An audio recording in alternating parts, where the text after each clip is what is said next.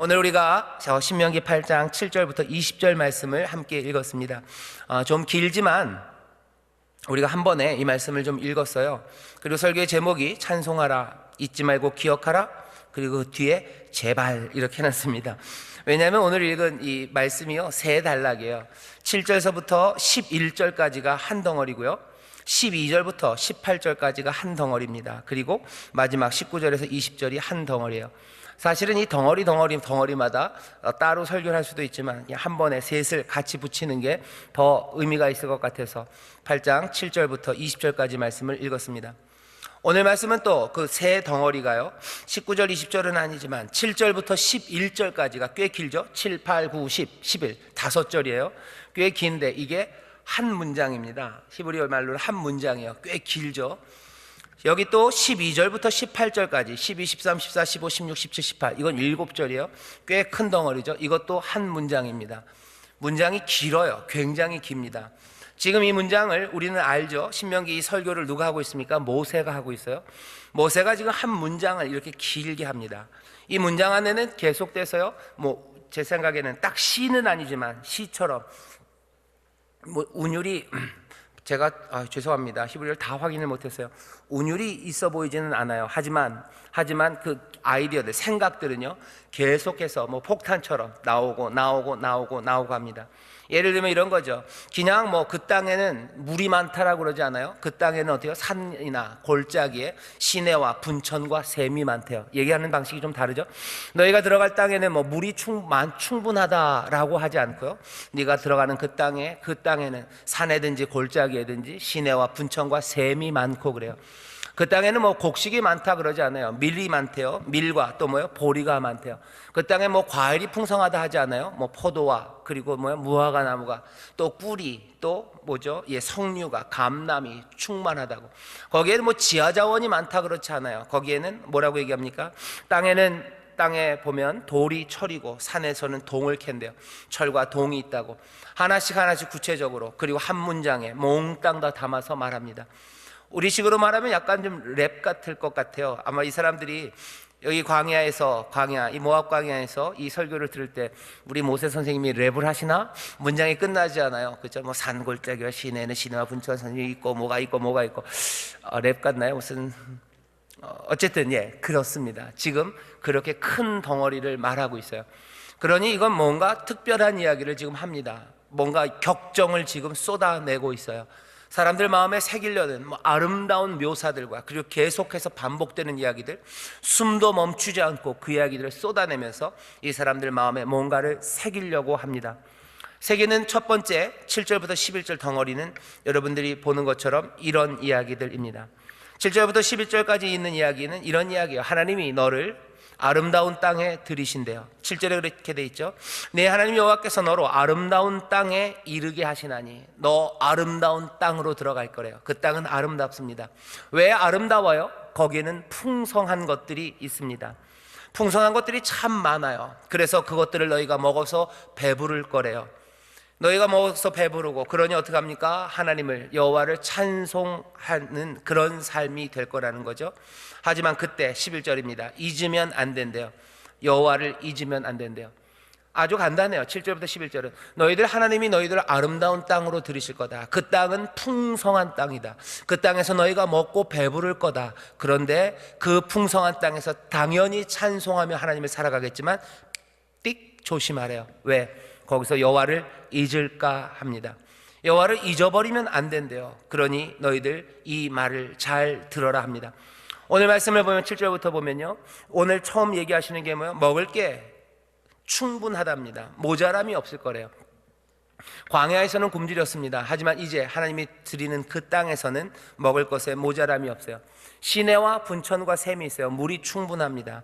그리고 또 뭐가 있어요? 먹을 것들이 많아요. 밀과 보리는 우리 식으로 말하면 주식이에요. 쌀이 있어야 돼요. 쌀 있어서 먹어야 돼요. 쌀만 먹고도 살 수는 있습니다. 광야에서 만나만 먹고 살듯이 쌀만 먹고도 살아요. 밀과 보리만 있어도 죽지는 않을 겁니다. 시내만 있어도 괜찮을 거예요. 골짜기에 시내만 흘러도. 하지만 하나님 뭐라 그러신 거예요? 산과 골짜기에 시내만 있는 거 아니에요. 분천이 있고요, 그리고 샘이 있어요. 그냥 물 아니고요, 샘물도 납니다. 그러니 그냥 농사 짓고 그냥 겨우겨우 좀 지저분한 물, 시냇물 떠먹는 게 아니라 샘물도 마시게 할 거고, 분천 막 솟아오르는 거예요. 어쩌면 온천인지 아니면 광천수인지 모르겠습니다. 분천과 그리고 샘이 있어요. 밀만 있는 거 아니에요. 밀과 보리가 있어요. 주식만 있는 거 아닙니다. 포도 그리고 무화과가 있어요. 포도 무화과 그것만 먹으라고 그러지 않으셔요. 석류까지 주셔요. 저는 석류를 별로 좋아하지 않지만 석류까지 주시고요. 또 뭐야? 감람, 올리브입니다. 그냥 뭐 쪄먹는 것만 아니에요. 올리브 해서 볶아도 먹고, 올리브 넣어서 샐러드도 해먹고, 올리브로 할 수 있는 이게 참 많죠. 감람이 많아요. 게다가 가끔은 또 뭐도 먹고 싶어요? 단 것도 먹고 싶어요. 거기는 꿀도 많아요. 온갖 기호식품입니다. 삶을 더 윤택하게 할 수 있는 것들입니다. 삶의 필요만 그냥 아슬아슬하게 너희들에게 그냥 먹을 것만 줄 테니까 알아서 먹으라가 아니라, 거기에는 기쁨으로 먹을 수 있는 것들, 그리고 행복함으로 먹을 수 있는 것들, 그것들을 주셔요. 그 땅에는 뭐가 있습니까? 동과 철이 있어요. 거기는 풍성합니다. 삶을 영위할 수 있는, 그리고 삶을 더 발전시킬 수 있는 여러 가지 도구들, 그것들로 쓰여질 것들을 하나님이 주셔요. 뭐가 이야기입니까? 모자람이 없게 하셔요. 모자람이 없게 하십니다. 옆에 있는 분들에게, 하나님은 우리에게 모자람이 없게 하십니다. 하나님은 우리에게 모자람이 없게 하십니다. 모자라게 없게 하셔요. 그리고 이 땅을 뭐라 그러셨어요? 아름다운 땅이라 그랬어요. 이 땅은 아름답습니다. 왜 아름답습니까? 풍성해요. 풍성한 게 아름다워요. 하나님이 말씀하시는 겁니다. 풍성하게 아름답죠. 이거는 가난이 아름답다고 그러지 않으셔요. 가난한 땅에 내가 너를 가난한 땅에 드린다, 그 땅은 아름답다 그러지 않으시고, 오늘 말씀은 뭐예요? 내가 너희를 아름다운 땅에 드린다. 그 아름다운 땅은 뭐예요? 풍성한 땅이에요. 하나님이 바라시는 바가 분명합니다. 하나님이 우리를 고생하는 걸 바라지 않으셔요. 가끔씩 하나님이 우리를 고생을 지나게 하십니다. 하지만 그건 하나님이 바라시는 바는 아니에요. 하나님이 바라시는 바는 그 고생 끝에 뭡니까? 하나님이 주시는 풍성함이에요. 그 영광에 이르게 하십니다. 그러니 로마서에서 바울이 얘기하는 거죠. 너희들이 장차 받을 그 영광에 비하면 지금 당하는 그 고난은 좋게 비할 바가 아니래요. 고난의 시간을 지나갑니다. 그 시간에 우리가 인내를 배우고 연단하고 그리고 소망을 배워갈 거예요. 그래서 결국은 하나님이 바라시는 바는 뭡니까? 사랑하는 자, 곧 그 뜻대로 부르심을 입은 자들에게는 모든 것들이 합력하여 선을 이루게 하시는 거예요. 하나님이 부르시고 택하셔서 의롭다 하신 사람들, 그 사람들을 거룩하게 하시고 그 사람들도 어떻게 하는데요? 영화롭게 하십니다. 아마 의롭게 하시는 과정과 거룩하게 하시는 과정 가운데 때로는 우리를 사랑하셔서 때릴 때도 있고, 광야를 지나게 하실 때도 있고, 우리를 또 불같은 시험 가운데 내어 주실 때가 있을지도 몰라요. 하지만 그 모든 것들은 뭡니까? 그 영화롭게 하시는 일들, 그 풍성함에 이르게 하시려는 우리 하나님의 선하신 뜻은 변함이 없는 줄 믿습니다. 하나님은 그 풍성한 삶을 아름답다고 하셔요. 여기에 대해서 의심할 수 없습니다. 아름다워요. 풍성한 게 아름다워요. 배부른 게 아름다워요. 요즘은 거꾸로죠. 배가 홀쭉해서 쏙 들어가야 아름다운데, 아니에요. 풍성해야 아름다워요. 배부른 게 아름답습니다. 이거는 뭘 보면 아냐면은, 아이들 보면 알아요. 가슴 아픈 건데 광고 같은 데 보면 가끔 뼈만 남은 아이들이 보여요. 그 아이들 보면 굉장히 슬픕니다. 하지만 그 반대의 그림은요, 아이들이 토실토실해요. 그죠? 아이들이 무슨 조그만 요만한 꼬맹이, 요만 너무 작나요? 이게 아기를 낳은 지가 너무 오래돼서 아기가 한 요만한가요? 예, 요만한 꼬맹이들이요, 뭐 100일쯤 되면, 100일 때가 참 예쁘대요. 왜 이렇게 예뻐요? 그때 되면 애들이 토실토실합니다. 그때 고만한 100일 때 꼬마 녀석이 허리가 짤룩해가지고 이러고 있으면 그게 아니죠. 걔는 뭐예요? 배불러야 돼요. 배가 통통이 나오고 볼도 뭐 통통하고 뭐 그래야 아름다워요. 하나님이 우리에게 뭐라고 해요? 아름다운 땅은 풍성한 땅이에요. 하나님은 우리가 배부르기를 원하십니다. 배부르기를 원하시고, 그 가운데 평안히 안식을 누리길 원하시고, 아무 부족함 없이 하나님의 귀한 양들처럼 여호와의 집에 거하면서 주가 차리신 그 상을 앞에 놓고 하나님이 아름답게 기름으로 머리에 바르시고, 아마 하나님은 어쩌면 너무 여성스러운가요? 우리들의 머리를 디스코 머리로 따는 걸 좋아하시는지도 몰라요. 기름으로 머리에 바르시고 아름답게 하시고 풍성한 것들을 챙겨 놓으시고 우리의 삶을 그렇게 부족함 없게 하시는 것, 그것들 원하셔요. 그걸 아름답다고 하십니다.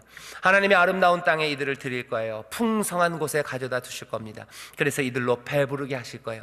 그러니 우리는 뭐라고 고백합니까? 다윗처럼 고백해요. 여호와가 나의 목자시니, 여호와는 나의 목자시니 내가 뭐가 없습니까? 부족함이 없으리로다.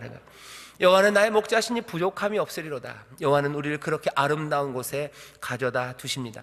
그런 사람들은 어떻게 해야 되는 거예요? 당연히 감사하는 것, 감사하는 겁니다. 찬송하는 겁니다. 우리를 풍성한 땅에 들이시고 그 아름다운 땅에 들이시고 우리로 먹게 하신 하나님, 그 하나님에 대해서 우리가 해야 될 일은 뭡니까?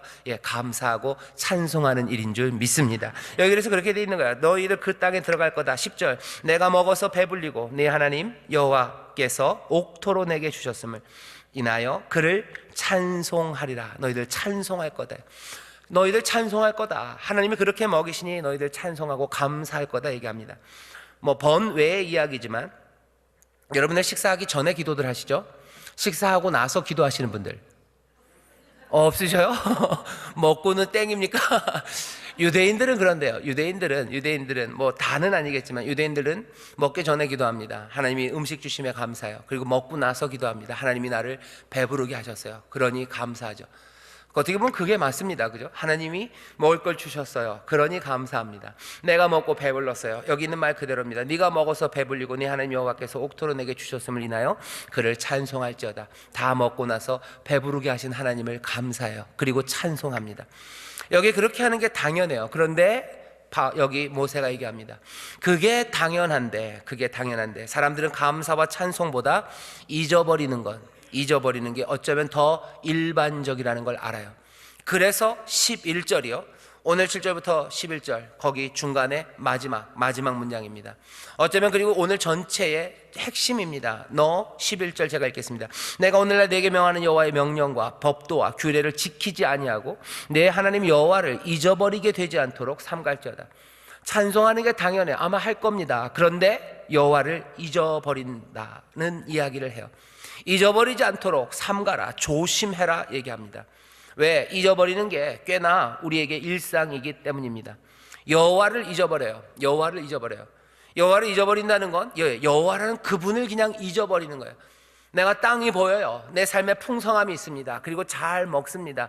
입에서 노래는 나와요. 릴리랄라 노래는 나옵니다. 하지만 그 노래가 어느샌가 여호와에 대한 감사, 하나님에 대한 찬송은 사라진 노래가 나옵니다. 부유한 사람들 노래 부르죠. 온갖 노래 부릅니다. 뭐 닐리리 만보 뭐 벨벨 노래를 다 불러요. 사람들에게 감사합니다. 하지만 하나님을 향한 감사와 찬송, 그 노래는 사라진다는 거예요. 모세가 지금 얘기하는 겁니다. 너희들 그럴 수 있어요. 모세의 이야기는 이스라엘을 향한 이야기만은 아닙니다. 우리도 그렇습니다. 우리도 배부르면 하나님을 잊어버리기가 쉬워요. 배부르면 하나님을 잊어버립니다. 하나님을 향한 찬송 그리고 감사가 나오지 않아요. 날마다 내 배를 불려주시는데 나는 하나님을 향한 감사, 그건 어디로 갔는지 모릅니다. 이 잊어버리는 것은요, 그냥 단순히 기억력이 쇠퇴했다는 이야기가 아니고 뭔가를 잘못 알아서 잊어버리는 게 아니에요. 여기 잊어버리면 오늘 본문을 보면 아주 의도적인 거부처럼 보입니다.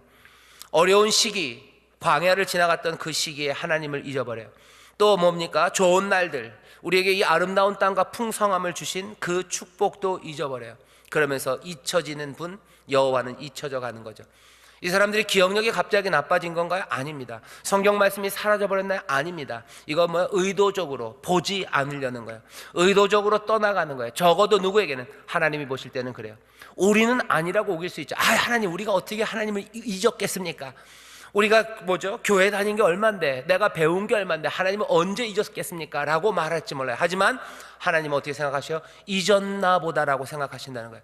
쟤들이 날 잊었나 보다, 쟤들이 나를 떠나나 보다, 쟤들은 나에 대해서 감사하지 더 이상 않는가 보다. 예언서에 나오는 여기 선지서 뒤에 보면 이사야, 예레미야, 온갖 선지사에서 그 선지자들이 계속해서 외치는 건 뭡니까? 하나님의 이 마음이에요. 깨어진 마음이에요.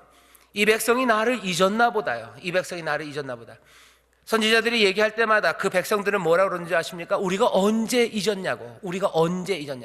우리가 늘 하나님 앞에 나와서 제사 드리지 않았냐고. 우리가 하나님을 잊은 적이 없다고 그래요. 근데 하나님 뭐라? 아니, 이 백성이 나를 잊었대요. 이 백성은 나를 잊은 것 같다. 처음엔 잊은 것 같다 그러시더니 아니, 얘네들은 나를 잊었대요. 아니, 이것들은 아주 노골적으로 나를 대적하고 있다고 말합니다. 뭘 보고? 여기 이 사람들이 하나하나 하나님의 말씀들, 하나님의 명령과 규례들, 그것들을 불순종함으로입니다. 11절에 이렇게 되어 있어요. 내가 오늘날 내게 명하는 여호와의 명령과 법도와 규례를 지키지 아니하고 내 하나님 여호와를 잊어버리게 되지 않도록. 규례와 법도를 더 이상 지키지 않습니다. 규례와 법도 중에서 웬만한 거, 지킬 만한 것만 지켜요. 제사, 안식일을 지키려고 애를 쓰죠. 또 무슨 제사, 때때로 이스라엘이 나와서 하나님 앞에 제사합니다. 하지만 규례와 법도, 여기 이 신명기뿐만 아니라 하나님께서 뜻하신 바, 여기에서 사람들은 멀어져 가는 거예요. 이대로 살지 않습니다. 노골적으로 거부합니다. 하나님께서 과부와 그리고 고아들 살피고 너희들이 있는 나그네와 객, 그 사람들에게 은혜를 베풀려고 하는데 이 사람들은 그렇게 살지 않아요. 하나님의 법이 아니라 세상 법 그대로 따라 살기 시작합니다. 그냥 부요함으로 살려고 그래요. 세상의 힘들 의지하며 살려고 해요. 그러니 하나님 뭐라고 생각하시나요? 얘네들은 나를 잊은 거예요. 의도적으로 나를 거부한 거예요. 불순종으로 지금 살아가고 있는 거예요. 명령과 법도와 규례를 지키지 않는다고 말합니다. 오늘 이 말씀을 보면 우리가 알 수 있어요. 사람들이 축복을 누리고 있죠. 하지만 축복 가운데 잊어버려요. 축복 가운데 불순종합니다. 그 얘기는 불순종하지만 축복을 누리는 사람들이 있어요. 축복을 누리는 사람들이 분명히 있습니다. 하지만 그 축복은 영원합니까? 영원할 수는 없죠. 오늘 본문 19절 20절에 보면 너희들 정령이 멸망할 것이라 그래요. 너희들이 계속해서 나를 버리고 우상을 쫓아간다면 너희들 정령이 멸망할 것이다. 결단코 반드시 멸망할 거래요. 끝은 어떻게 됩니까? 끝까지 영원할 수는 절대 없다고 말씀하셔요. 하지만 현재 축복 그리고 불순종은 함께 갈 수 있습니다. 이 얘기는 반대로 얘기하면요, 우리가 하나님 앞에 순종하면서도 어렵고 힘들고 가난할 수도 있습니다. 하지만 이것도 마찬가지요. 이것이 영원할 수는 없습니다. 아까 말씀드렸죠. 우리가 받을 그 영광에 비하면 지금 당하는 이 고난은 족기 비할 바가 아니에요. 고난에 비할 바 없는 영광과 하나님의 복이 우리 앞에 있음도 분명하고요. 불순종하는 사람들이 지금 복을 누리는 것 같으나 그 사람들의 이 복도 영원할 수 없습니다. 절대 그렇게 되지 않습니다. 하지만 지금 현재는 불순종하는 사람이 복 받아가요. 사람들은 복 받는 가능성들도 있습니다. 그러니 우리는 이 사람의 형편이 좋았다고 해서 이 사람이 잘 살고 있는 거 아니에요. 내가 나를 볼 때요, 내가 지금 별 문제가 없으니 하나님이 내 삶을 기뻐 받으시나 보다 라고 안일하게 생각하시면 안 돼요. 내가 지금 고난 가운데 있으니 하나님이 나를 미워하시고 내가 악하게 사나 보다. 아니, 그것만도 아닙니다. 나는 계속해서 하나님 앞에 순종하고 있는지, 나는 하나님을 향해서 감사하며 살아가고 있는지, 그 명령과 규례와 법도 그것들을 끌어안으며 그 말씀에 순종하며 사는지 늘 그 앞에 확인받아야 돼요. 답안지 확인받아야 됩니다. 어떻게 확인합니까? 성령님 우리 가운데 오셔서 우리를 진리 가운데로 인도하시는 거예요. 성령이 우리를 도우셔요. 성령님이 우리를 어떻게 도우셔요? 무슨 구몬 아줌마처럼 도우셔요. 시험 본 거 잘 가는지 책망하셔요. 그거 아니다, 그거 아니다. 나는 이게 답인 줄 알고 썼어요. 이게 죄인 줄 알았어요. 근데 성령님 오셔서, 보혜사가 오셔서 죄에 대하여 책망하십니다. 죄가 그게 아니야, 이 사람아. 그게 죄가 아니란다. 사실은 네가 짓는 죄는 이게 죄인데 너 허망한 것 때문에 그게 죄라고 생각하면서 안타까워할 필요 없다 얘기하시고, 네가 행하는 것 중에 정말 잘못한 건 이거야 라고 가르쳐 주는 거예요. 성령님이 죄에 대하여 가르치십니다. 책망하셔요. 또 뭐에 대해요? 의에 대하여 책망하셔요. 나는 이게 하나님의 의인 줄 알아요. 하지만 이 사람아 그거 아니다는 거야. 하나님의 의는 그거 아니다. 하나님 우리를 인도하시고 우리가 순종하는 길은 그게 아니라 이 길이란다 라고 가르치시는 거, 성령님 가르치시는 거예요. 또 우리의 심판에 대하여, 판단에 대하여 와서 또 책망하십니다. 그렇게 심판하는 거 아니란다. 세상의 심판은 그렇게 이루어지는 거 아니란다. 이렇게 되는 거란다. 답안지 빨간 펜 들고 오시는 거예요. 성령님이 오셔서 우리가 제 길을 가고 있는지 알리십니다. 내가 고난 가운데 그리고 어려움 가운데 있을지라도 성령님이 오셔서 채점해 주시면서 아니 너 잘하고 있어, 조금만 더 하자 격려하신다면 우리는 어때요? 기쁨으로 또 그 보이신 그 길을 따라가면 돼요. 내 삶이 평안할 때 어쩌면 더 조심해야 됩니다. 성령님 오셔서 내 삶을 어떻게 채점해 주셔야 돼요. 내 삶이 편안하니까 오지 마세요. 편안한데 아니요, 내가 영원한 것, 정말로 하나님이 주시는 복과 그 영생을 누리려면 내 삶이 편안하기 때문에 아직 뭐 문제 있을 때 성령님 오세요? 아니에요. 내 삶이 평안하고 먹을만하고 배부를 때라도 성령님 오셔야 됩니다. 그래서 내가 혹시 죄 가운데 있는지, 내가 의를 행하며 살고 있는지, 아니면 내 판단이 잘못되었는지에 대해서 성령님 가르치시고 인도하셔야 돼요. 그러니 우리는 날마다 기도합니다. 진리의 영이시여 오시옵소서 기도하는 거예요. 진리의 영이 언제 오십니까? 예배하는 가운데 오십니다. 예배할 때마다 우리에게 지금 책망하시는 거예요. 내 삶의 죄악을 알리셔요. 내 삶의 또 의가 뭔지를 알리셔요. 내가 어떻게 살아야 되는지를 알리십니다. 설교하는 시간에 그렇게 하셔요. 또 기도하는 시간에 알리십니다. 찬송하는 가운데 알리셔요. 진리의 영이 우리 가운데 오셔서 그 일을 멈추지 않으십니다. 사람들마다 문을 두드리시고 빨간 펜 드시는 거예요. 구몬 선생님이 맨날 온다고 아이들 성적이 다 오르는 건 아닙니다. 애들이 어떤 아이들은 구몬 선생님 그 빨간 펜 선생님의 지도에 잘 따라가요. 어떤 애들은 그냥 왔다가 가거나 말거나 신경 안 쓰는 아이들이 있어요. 그러면 성령은 탄식하시는 거예요. 성령의 탄식하심이 있어요. 탄식하며, 왜? 우리를 사랑하셔서 진리로 인도하시려 하는데 우리는 영접하지 않아요. 귀 기울이지 않아요. 분명히 하나님은 은혜로, 하나님의 영은 우리 가운데, 거룩한 영은 오셔서 우리를 인도해 가시는데 우리는 영접하지 않습니다. 영접하는 사람들, 그 사람이 하나님의 아들이에요. 그 사람들이 하나님의 자녀가 되는 권세를 누립니다. 예배 때마다 임하십니다. 그리고 여러분들 기도할 때마다 성령님 함께 하셔요.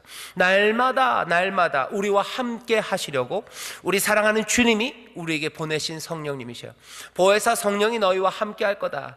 너희를 끝까지 나 오는 그 길까지 성령님이 함께 인도하신대요. 여러분들 성령의 인도하심 받아서 날마다 잊어버리는 일 없이 그 명령과 법도와 규례, 그것들을 따라 살게 되시기를 주의 이름으로 축원합니다.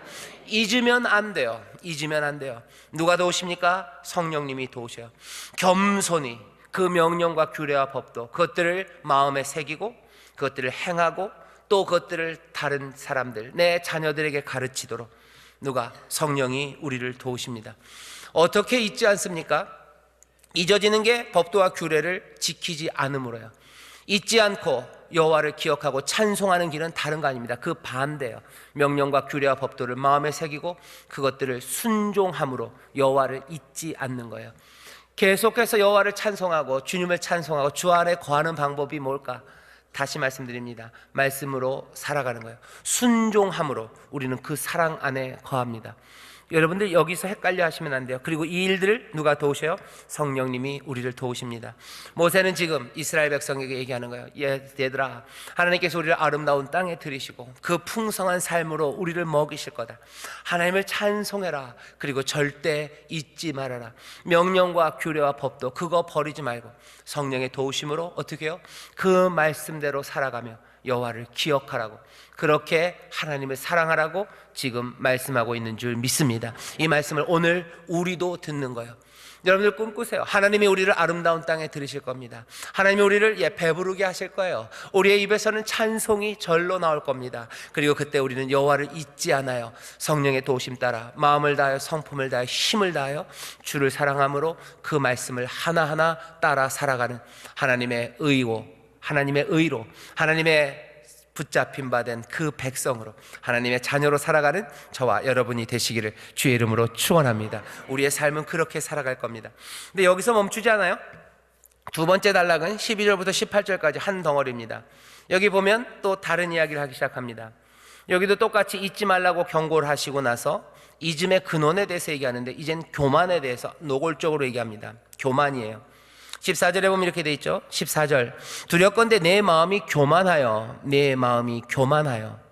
언제 교만해집니까? 12절 보면 네가 먹어서 배불리고 아름다운 집을 짓고 거하게 되며 내 우양이 번성하며 내 은금이 증식되며 내 소유가 다 풍부하게 될 때 두렵건대 내 마음이 교만하여 라고 돼 있어요. 마음은 교만한데 모세는 말합니다. 니들이 교만한 거 이해할 수가 없다는 거예요. 네 마음은 교만해졌는데 14절 보면 내 하나님 여호와를 잊어버릴까 하노라. 여호와는 너를 애굽 땅 종되었던 집에서 이끌어내셨던 분 아니냐는 거예요. 여호와가 너에게 행한 일이 있는데 어떻게 너희가 교만할 수 있을까? 라고 모세는 지금 묻고 있는 거죠. 하나님이 아름다운 땅을 주셨어요. 그러니 하나님을 찬송하며 하나님을 잊으면 안 됩니다.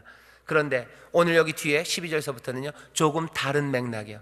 하나님이 아름다운 땅을 주셨는데요, 여기 지금 12절서부터 뭐냐면 그 땅에 가서 우리가 뭔가를 했다는 거예요. 내가 한 게 있죠. 12절 보면 그냥 먹어서 배불리는 게 아니라 아름다운 땅을 주셨는데 이제 내가 뭐 했어요? 내가 아름다운 집을 지었다는 거예요. 땅은 하나님이 주셨는지 모르겠지만 이 집은 내가 지은 거예요. 내가 아름다운 집을 지어서 거기에 살고 있어요. 우양이 번성합니다. 그 땅이 뭐 시내와 분청과 샘이 있고 먹을 것이 많은지 몰라요. 하지만 우양은 내가 기른 거예요. 내가 목축하고 내가 뭐요? 좋은 풀밭으로 이끌어가고 내가 성실하게 지키고 내가 걔네들 잘 자랄 수 있도록 모두 갖다 주고 해서 번성하게 한 거예요. 다른 사람들은 뭐죠? 우양을 기르다가 쫄딱 망했는지 모르지만 우리 집 우양은 뭐 장난 아니에요. 토실토실하고 좋아요. 왜? 내가 잘 길렀죠. 다른 사람들은 어떤 집에 사는지 몰라요. 하지만 우리 집은 아름답습니다. 왜? 내가 내 손으로 아름답게 지었어요. 내 은금이 증식됩니다. 그 땅에는 철과 동이 있었어요. 하지만 은금은 내가 만든 겁니다. 땅에 철과 동을 가지고 내가 뭘 수고했겠죠. 철과 동을 가지고 무슨 그릇 만들어서 팔았겠죠. 철 가지고 뭐죠? 무슨 기계를 만들어서 팔았겠죠. 그래서 은과 금은 내가 만든 거예요. 그래서 내 소유가 다 풍성하게 됐습니다. 그러니 뭐는 거예요? 그때 네 마음이 교만하다는 거예요. 왜? 근거 없는 이야기는 아니에요. 오늘 이야기 여기 12절서부터는 조금 복잡해집니다. 왜 그렇습니까? 내가 한 일이 있기 때문이죠. 내가 한 일이 있어요. 그러니 하나님을 잊습니다. 이 모든 것들은 내가 성취한 거예요. 그러니 교만해지죠. 그리고 뻔뻔하게 말합니다. 넘치는 것들, 그것이 교만을 만들어요. 모세는 뭐라고 얘기합니까? 거기에 대한 대답이에요. 그래, 네가 은금을 증식하고 네가 우양을 기르고 네가 집을 지은 거 그래, 맞다는 거예요. 맞지? 하지만 너 잘 생각해보래요. 14절부터 계속 모세가 얘기하는 겁니다. 너를 인도하신 분이 누구냐는 거죠.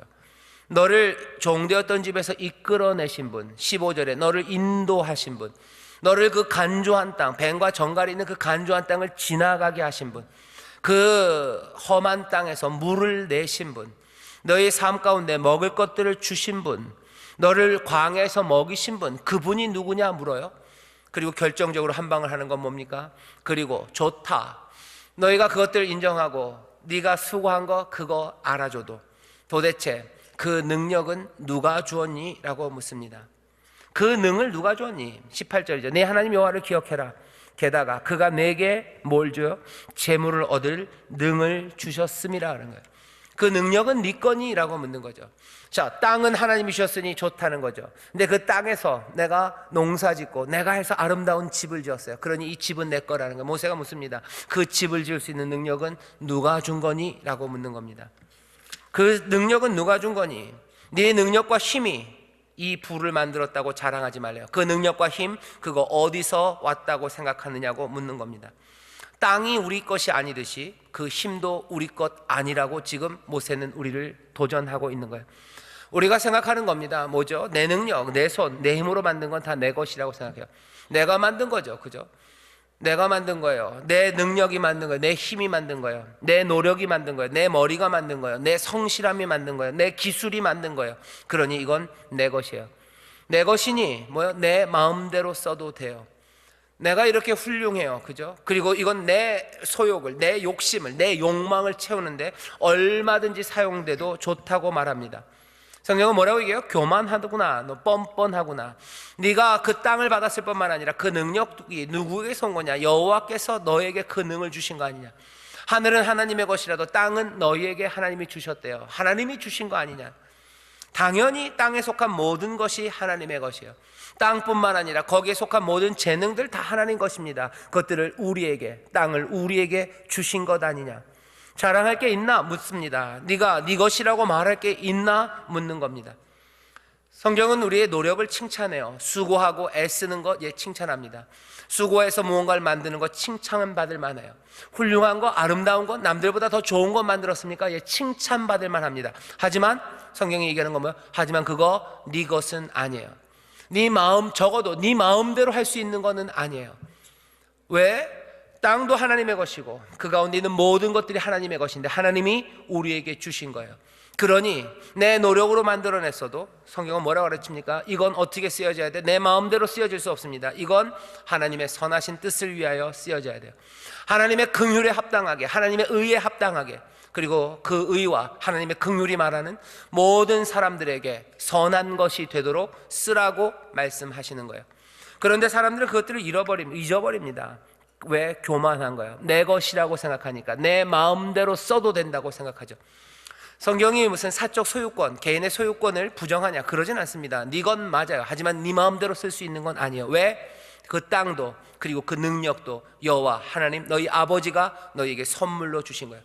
많이 주었어요. 내 노력으로 많은 것들을 만들었습니까? 예, 기뻐하고 즐거워합니다. 하나님을 찬송합니다. 하지만 교만할 수는 없어요.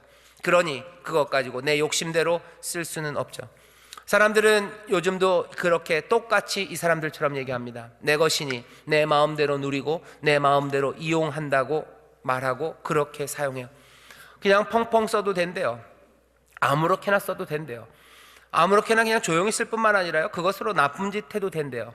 그것으로 내 욕심을 채우기 위해서 사람들 짓밟아도 되고, 사람들 무시해도 되고, 사람들 이용해 먹어도 되고. 왜? 내 힘이니까요. 강한 나라들이 그렇게 생각합니다. 강대국들이요. 요즘은 좀 덜 그렇지만 힘센 나라들은 자기들 마음대로 하려고 그래요. 자기들 마음대로 이렇게 했다 저렇게 했다. 뭐라고 그러면은 그냥 꽉 찍어 누르려고 그래요. 전에는 미국이 좀 그러더니 요새는 중국도 좀 그래요. 그냥 지들 마음대로 하려고 하는 그런 일들 합니다. 왜? 우리 땅에서 우리가 만들어낸 우리 힘이에요. 우리가 이제 G2가 됐으니 우리 마음대로요. 우린 옛날부터 G1이었고 이제 G2가 돼서 아슬아슬하지만 G2도 누르고 우리가 G1의 위치를 차지하기 위해서 남들이 아프거나 말거나 경제적으로 흔들리거나 말거나 다른 나라들 사람들이 실업으로 힘들어지고 망하거나 말거나 내 유익을 위해서 관세를 올리기도 하고 아니면 또 내리기도 하고 협상을 하기도 하고 깨뜨리기도 합니다. 뭐 하는 거예요? 내 능력이라는 거죠. 그러니 내 마음대로 우리의 유익을 위해서 그냥 쓰겠다는 겁니다. 나라만 그런 건 아니죠. 산 개인도 마찬가지고 회사도 마찬가지요. 회사들도 그런 회사들 많아요. 이제 처음에는 다들 조그맣게 시작하죠. 그래서 이제는 큰 대기업이 됐어요. 전에는 큰 대기업에 1차 협력업체라 눈치 보고 살았어요. 그래서 그 서름을 알아요. 하청에 재하청 받았던 그 아래쪽 회사였어요. 하지만 여러 가지 도움으로 또 자기 능력으로 내가 머리를 쓴 거죠. 내가 경제적으로 재무적인 배열을 잘하고 좋은 곳에 투자하고 내가 기술을 개발하고 내가 밤잠 못 자서 어떻게 한 거예요? 내가 좋은 회사 만들었어요. 큰 회사 만들었어요. 그랬어요. 좋아요. 수고한 거 잘했습니다. 하지만 세상에선 그 일을 어떻게 합니까? 이젠 내가 그렇게 됐으니 내 힘을 어떻게 내 마음대로 쓰면 돼요. 내 마음대로 내 밑에 있는 사람들 내가 전에 했듯이 그냥 쥐어짜면 되는 거예요. 하나님 성경은 그렇게 얘기하지 않습니다. 네가 수고하고 밤잠 못 자고 네 머리 쓰고 네가 애쓰고 해서 만든 거 맞아. 박수 잘했어. 하지만 물으시는 거예요.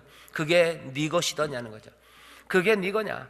그 능력이 누구에게서 왔냐는 거야. 땅도 하나님이 주셨어요. 아름답고 풍성한 땅을 주시고 네가 그렇게 할 수 있는 18절입니다. 그가 내게 재물 얻을 능을 주셨습니다. 하나님이 너에게 그 능력 주신 거 아니냐? 그러니 적어도 하나님의 백성들은 그리고 하나님의 사람들은 이것이 하나님께로부터 온 것임을 압니다. 그러니 내 손에 있어요. 내 것이라고 말할 수는 있습니다. 하지만 내 마음대로 내 욕심껏 아니면 나 좋으라고 쓸 수 있는 건 절대 아닙니다. 이스라엘은 그렇게들 했어요. 하나님이 이스라엘에 복을 주십니다. 솔로몬에게 복을 주셔요. 솔로몬이 지혜를 받아요. 거기 솔로몬이 1,000번제를 드려서 하나님 앞에 지혜를 받는 게 바로 그 얘기입니다. 솔로몬이 지혜를 어디서? 하나님으로부터 얻었어요. 그 지혜를 가지고 많은 재산을 얻습니다. 많은 힘과 권력과 명예와 명성을 얻어요. 솔로몬 당시에 대단한 나라가 됩니다. 하지만 솔로몬 어떻게 해요? 그걸 어떻게 씁니까? 자기를 위해서 써요. 하나님의 전을 위해서는 7년을 지어요. 자기 궁전 짓는 데는 13년을 지어요. 하나님의 전보다 자기 궁전이 훨씬 더 큽니다. 사실 하나님의 전도 그래야 될 이유도 없지만 워낙에 뭐가 많으니까 그렇게 해요. 그리고 하나님의 전보다 더 크고 웅장한 자기의 집을 짓고 솔로몬이 먹는 거 보면 하루에 소를 1,000마리씩 잡아먹었대요. 배가 터지겠죠. 근데 솔로몬이 다 먹은 건 아닐 겁니다. 맨날 잔치하는 거예요. 맨날 잔치해요. 소가 지금도 그렇습니다. 여러분들 소 잡아서 잔치하는 게 그렇게 작은 일이 아닙니다. 우리나라에서는 옛날에는 소 잡지도 못했어요. 소를 못 잡습니다. 소는 잡아먹는 게 아니에요. 소는 농사 짓는 거죠. 소 잡아먹는 사람들 잡아갔어요. 뭐 서울만 해도, 한양만 해도요, 한양에서도 소 잡을 수 있는데 딱 하나요. 여러분들 드라마 같은 거 보죠. 북촌 그쪽이요, 갓바치들 살고 있는데 왜 그곳에 있어요?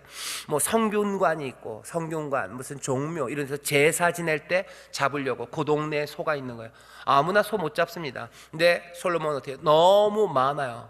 그러니까 날마다 소 먹어요. 소를 먹어도 아마 솔로몬은 아무거나 먹지 않았을 거예요. 제일 좋은 거, 원 플러스 플러스 플러스, 무슨 안심 중에서도 제일 안심이 되는 것, 고기 하나 먹었고, 무슨 살 이런 거 그거 발라 먹었을 거예요. 나머지는 뭐 아래서들 먹었겠죠. 날마다 잔치하면 사람들한테 무슨 인심 듣고 자기 박수 소리 듣고, 아 나는 이렇게 맨날 베풀어주고, 뭐 사람들, 가난하고 어려운 사람들이 했다는 얘기 없어요. 오히려 그 궁을 짓고 성전을 짓고 그 군사를 만들려고 많은 사람들을 다 끌어모읍니다. 다 끌어모아요. 솔로몬 이후에 나라가 갈라져요. 갈라질 때 왜 그런 거예요? 느네 왕 아버지 솔로몬 때 사람들을 너무 힘들게 해서 사람들의 마음이 솔로몬을 떠났다는 거, 이 사람들을 위로해야 되고 뭔가 어떻게 해야 되지 않겠냐라는 말을 르호보암에게 합니다. 하지만 르호보암이 그 이야기를 듣지 않아요. 무슨 이야기입니까? 솔로몬이 어떻게 살았는지를 아는 거예요. 하나님이 아름다운 땅에 거하게 하셨어요. 배부르게 하셨어요. 게다가 지혜를 더하셔서 그 재물 얻을 능을 주셔서요, 그 삶을 풍성하게 하셨습니다. 누가? 이들을 인도하고 이들을 이끄시고 이들을 먹이시고 그리고 이들에게 복을 주시는 바로 그 하나님이 이 모든 것들을 하셨어요. 지혜로 그것들을 만든 거 잘했습니다. 박수 받아야 돼요. 하지만 그것들을 어떻게 사용합니까? 허망한데 사용하는 거예요. 그것들을 자기의 욕심을 위해서 마음대로 자기를 예찬하고 자기를 찬송하고 자기를 높이는 데 사용합니다. 온갖 나라, 온갖 국가, 주변에 있는 모든 나라의 여자들, 공주들과 다 또 결혼해요. 왜? 그러면 폼나는 거예요. 폼납니다. 누구의 사위예요? 누구의 아들이에요? 애굽 왕의 사위예요. 누구와 조약을 맺었어요? 솔로몬 어느 나라 가든지 다 장인댁, 장모댁에 가는 거니까 환영받아요. 딴 나라에 가면 다 환영받습니다. 다 박수 쳐줘요. 그 일이 하나님이 기뻐하시는 일 아닙니다. 하나님이 그렇게 하지 말라고 그러셨어요. 이방 여인들과 같이 섞지 말아라. 부인이 하나인데 그렇게 그거 몽땅 다 자기를 높이고 자기 욕심을 채우는 일에 그 얻은 권력과 부유함을 다 마음껏 사용합니다. 하나님께서 그것들을 기뻐하지 않으셔요. 솔로몬만 그런 거 아니죠. 예루살렘이 그랬어요. 하나님이 예루살렘을 복되게 하십니다. 작은 나라요, 그 산 위에 있는 작은 도시입니다. 하나님이 하지만 거기에 영광을 가져다 주셔요. 하나님이 모든 것들로 복 주십니다. 하지만 예루살렘은 어떡합니까? 그곳에 하나님의 의가 이루어지지 않아요. 거기 있는 사람들은 제사장은 제사장대로, 거기 있는 귀족들은 귀족들대로 온갖 착취를, 하나님이 주신 그 부요함으로 착취하는 거예요. 얻은 것으로, 그죠? 부요해지면 사람들이 어떻게 하는지 아십니까? 그 돈이 힘이 돼요. 그래서 어떻게 되냐면 다른 사람들 것들을 뺏기가 훨씬 더 쉬워집니다. IMF 때 사람들이 돈을 많이 번 사람들이 있어요. 왜? 모두가 다 어려워지고 돈이 나만 있잖아요. 그럼 세상은 몽땅 다 내 마음대로입니다. 다 뺏어올 수 있어요. 몽땅 뺏어올 수 있어요. 이스라엘은 그렇게 하나님이 자기들에게 주신 아름다운 땅, 그리고 능력을 주셔서 부요하게 된 것으로 하나님의 은혜를 나누는 게 아니라 자기들이 더 부유해지고 자기들의 쾌락에 욕심을 채우려고, 그리고 사람들을 짓밟는 의를 행하지 않는 그 일을 행합니다. 성경은 분명히 얘기하는 거야. 너희들 기억해라요. 너희들 여호와를 기억해라. 너 하나님이 능을 주심으로 그것들을 얻은 거지 네 것 아니라는 거죠. 이같이 하심 내 열조에게 맹세하신 언약을 오늘같이 이루려 하심이라. 그렇게 살아가는 건 우상 섬기는 거예요. 여호와를 섬기는 사람들은 여호와의 명령과 규례와 법도 그것들로 살아가는 거죠. 어려운 사람들 도우라고 얘기하셔요. 밀밭에, 아니요, 추수할 때 남기라고 얘기하시고, 다른 사람들 빚을 받으면 다시 내어줘야 돼요. 하지만 내어주지 않습니다. 내어주지 않아요. 끝까지 붙잡으려고 그러죠. 희년이 되면 사람들에게 빚 탕감해 주래요. 하지만 많이 가진 사람들 절대로 탕감해 주지 않습니다. 노예로 부리고, 평생을 노예로 부리고 자기 마음대로 욕심껏 살려고 해요. 오늘 우리가 이 말씀 앞에 섭니다. 우리의 삶이 우리 것이 있다고 생각해요. 우리가 가진 능력으로 뭔가를 만들었다고, 그러니 이건 내 것이라고 생각합니다. 오늘 우리에게 주시는 말씀 아주 간단해요. 하나님이 우리에게 복 주시길 원하셔요. 아름다운 땅에 풍성히 살고 하나님을 찬송하며 또 그 은혜 가운데 넘치는 삶을 살길 원하셔요. 하지만 그 가운데 하나님을 잊어버리는 사람들, 명령과 규례와 법도를 어기는 사람들 안 돼요. 교만하여 그것이 내 것이라고 생각하는 사람 안 돼요. 내 마음대로 쓸 수 있는 것 아닙니다. 어떻게 써요? 명령과 규례와 법도 거기에 합당하게 사용해야 합니다. 어떻게 사용합니까? 하나님의 말씀에 순종하는 것과 똑같아요. 겸손히 하나님의 뜻을 구하며 어떻게 해요? 그 말씀대로 사용해요. 말씀이 우리에게 말씀하시는 건 하나님 사랑하고 네 이웃을 내 몸처럼 사랑하래요. 겸손히 떨며 나는 그 받은 은혜와 하나님이 주신 그 풍성한 것을 어떻게 사용합니까? 하나님의 뜻에 합당하게. 그러면 남들 다 주고 나는 굶으라는 얘기인가요? 아까 얘기했잖아요. 배불리 먹으라고. 예, 배불리 드셔요. 예, 하나님이 여러분들 굶으라고 하지 않으셔요. 하면 여러분이 많이 주십니까? 안심을 100kg를 가져다 주셨어요. 여러분들 드실 수 있는 만큼 배불리 드세요. 한 몇 근쯤 드실 수 있나? 한 2근쯤 드시면, 100근을 주시면 2근 먹으면 배고플 겁니다. 아니, 여러분들 눈이 살짝 씩 웃으시는데 전 안심은 4근도 먹습니다 하시는 분이 있으시죠. 예, 4근 드실 수 있으면 예, 드십시오. 예, 하나님 배부르게 먹는 거 좋아하셔요. 여러분들 즐겁게 드셔요. 그거 굶으라고 하지 않으셔요. 하지만 겸손히 하나님의 뜻을 따라 사용하는 거예요. 여러분들이 무슨 그러면 무슨 차도 사면 안 됩니까? 차 사세요. 예, 사세요.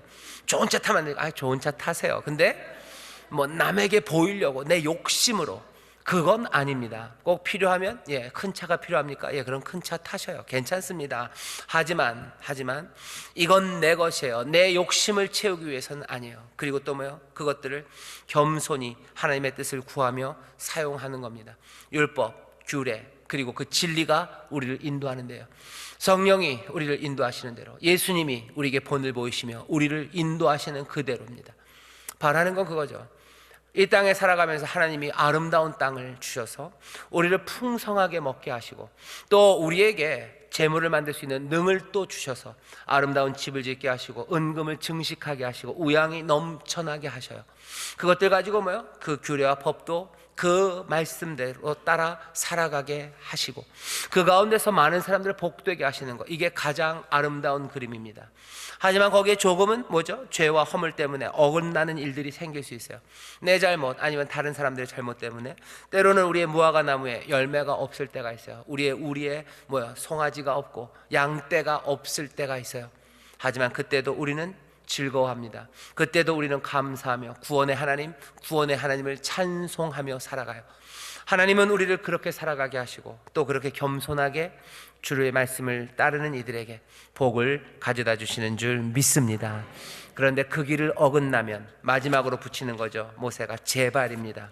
19절에 내가 만일 내 하나님 여호와를 잊어버리고 다른 신들을 쫓아 그들을 섬기며 율례와 법도와 규례 그것들 따라 살아가지 않고 그냥 세상 방식으로 교만함으로 내 것이라고 생각하고 네 마음대로 욕심껏 살아가는, 욕심을 따라 그 신들을 쫓아 그들을 섬기며 그들에게 절하면 어떻게 하신대요? 내가 너희에게 증거한답니다. 너희가 정령이 멸망할 것이라. 내가 확신한다는 거예요. 너희가 계속 그러면 내가 너희들에게 확실하게 말한다. 정령이 멸망할 것이다. 여호와께서 너희 앞에서 멸망시키신 본이 하나 있어요. 민족들, 그 가나안 족속들을 하나님이 멸망시킨 것처럼 너희도 멸망하리니 이는 너희가 너희 하나님 여호와의 소리를 청종치 아니함이라. 9장에 보면 왜 이 가나안 백성들이 멸망했는지의 이야기가 나옵니다. 그들은 하나님의 규례와 법도 하나님의 의를 따라 살지 않았어요. 오랫동안. 그러니 하나님이 어떻게 하신 거예요? 치신 겁니다. 하나님이 가나안 땅을 이스라엘에 주신 건 이중적이에요. 하나는 하나님이 약속하셔서 주신 것도 있어요. 하지만 또 가나안에 이 이스라엘을 들이신 것은 이 가나안을 밀어내시겠다는 뜻이에요. 왜? 여긴 너무 우상을 섬기는 사람들이에요. 우상을 섬긴다는 게 꼭 종교적인 이유라는 얘기가 아닙니다. 하나님의 의와 하나님의 사랑과는 그것과 정반대 불의와 그리고 온갖 부패와 그리고 욕심으로 난무하는 그 삶을 살았던 땅, 그 땅을 하나님이 치워내신 거죠. 그들을 멸한 것처럼 내가 너희를 여호와의 소리를 청종치 않는 자들, 여호와의 소리 그 말씀에 순종하지 않는 너희들은 내가 얘기하겠다는 거예요. 정령이 멸망한다. 내가 너희들 앞에 분명히 증거한다. 멸망한다. 단호하게 말씀하시죠. 너희가 잘못하면 너희도 그들처럼 된다요. 끈질기게 하나님을 잊고 우상을 숭배하면 그럴 거라고 경고하고 위협합니다. 왜 그러셨을까? 협박하려고, 내가 얼마나 무서운 사람인지 보이시려고? 아닙니다. 이스라엘이 그 땅을 영구히 누리기를, 그 땅에서 하나님이 주신 아름다운 땅에서 풍성한 삶 가운데 하나님을 찬송하며 교만이 아니라 겸손함으로 하나님이 주신 그 풍성한 것들로 은혜를 나누고 베풀고 사랑하며 그렇게 복되게 살기를 원하셔서, 그렇게 하나님을 섬기며 하나님의 은혜 안에 함께 여호와와 살기를 하나님 원하시기에 어떻게 하십니까? 이렇게 무겁게, 그리고 어쩌면 위협적으로 경고하시는 겁니다. 이 경고에 뜨거움이 여기 있어요. 하지만 이 뜨거움, 이 불같이 뜨거운 경고는 사실은 뜨거운 사랑을 거기에 담고 있습니다. 이 경고를 우리는 무겁게, 그리고 겸손히, 또 감사로 받아들입니다. 하나님 정령이 멸망할까라고 하시는 그 경고의 말씀, 그 안에 있는 사랑을, 그리고 우리를 향한 간절함을 우리는 봅니다. 사랑하셔서 우리에게 주시는 경고예요. 왜 경고합니까? 이리 오지 말라는 거예요. 이 길로 제발 가지 말자는 거예요. 이거 안 된다. 정령이 멸망하는 길이다. 여기 이 말씀 앞에 우리는 다시 한번 하나님의 은혜를 보면서 우리는 결단하고 다시 겸손하게 두렵고 떨리는 마음으로 하나님 앞에 서야 합니다. 하나님, 우리가 어떻게 살아야 돼요? 정령이 멸망하는 길이 아니라 하나님의 주신 은혜 안에 풍성한 삶, 그래서 모든 이들에게 하나님의 의를 베풀고 살아가는 그 삶을 우리가 살기를 원합니다. 우리의 마음은 이렇게 확정되고 이렇게 정해졌사오니 성령님, 우리를 도와주시옵소서. 성령님, 우리를 붙잡아 주시옵소서. 때로는 힘들고 어려워도 우리가 하나님을 찬송하며 감사하며 나아가오니 성령님, 우리를 보호하시고 인도하여 주시옵고, 또 하나님의 약속하신 말씀들이 하나하나 우리 가운데 이루어지기를 간절히 바라오니 주여 역사하여 주시옵소서. 우리 인도하여 주옵소서. 우리를 구원하여 주옵소서. 우리는 그렇게 기도하며 갑니다. 기도할 수 있어요. 왜? 여호와는 우리를 이끌어내시고 인도하시고 우리를 지나가게 하시고 우리를 먹이시고 또 우리를 복되게 하시는 늘 그러셨던 주님이시기에 우리는 지금도 주의 인도하심을, 또 주의 먹이심과 복주심을 기도하며 주의 말씀을 따라 그렇게 복되게 살아가는 하나님의 자녀들인 줄 믿습니다. 기도하겠습니다. 하나님 아버지, 감사합니다. 하나님의 말씀을 우리가 듣습니다. 주의 거룩하시고 아름다운 뜻을 우리가 봅니다. 주여, 영접할 수밖에 없는 소망의 말씀이요, 아버지 감사와 감격, 찬송할 수밖에 없는 놀라우신 은혜의 주님이십니다. 주여, 우리로 주가 주신 아름다운 땅에서 풍성한 삶을 누리며 정말 교만함 없이 감사하며 늘 감사하며 순종으로 살아가는 우리의 귀한 삶이 되게 하여 주옵소서. 아버지 하나님, 지금 그러지 못하오니 우리가 회개하오며 지금 또한 그러지 못하오니 하나님 앞에 간구하며 기도합니다. 하나님, 다시 한번 우리를 생명의 땅으로 이끄시고 우리를 건져내옵시며 우리로 늘 말씀 안에 살아갈 수 있도록 성령님, 우리와 함께하여 주옵소서. 감사드리며 예수님 이름으로 기도하옵나이다. 아멘.